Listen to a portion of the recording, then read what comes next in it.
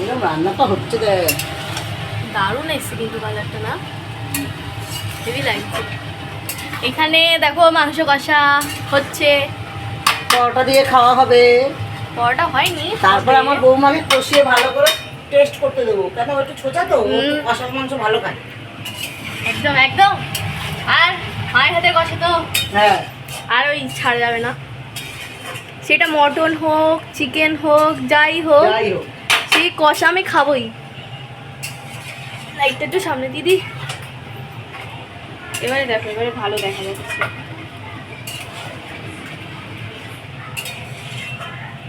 দেখো মা রান্না করতে করতে ঘেমে গেছে, কান্না করে দিয়েছিল তখন রান্না করতে করতে, তখন কান্না করে দিয়েছিল রান্না করতে করতে। এখন বুঝছে শ্বশুর বাড়ির জ্বালা। হ্যাঁ।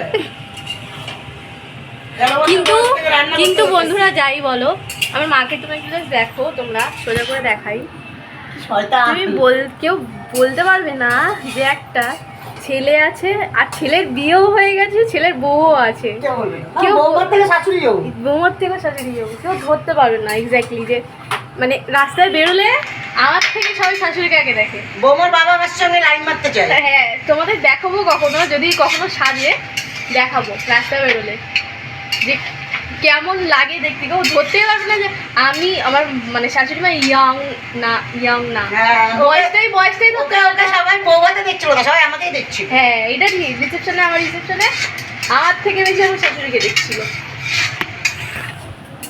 এই যে আমি, তোমরা আবার ছেলে পেলে দেখো না। না আমার বিয়ে হয়ে গেছে, ও সরি মায়ের জন্য মায়ের জন্য আমার ছেলে পেলে দেখুন না, মায়ের বিয়ে হয়ে গেছে, আমি মায়ের বৌমা। আর আমি কুর্মি শাশুড়ি।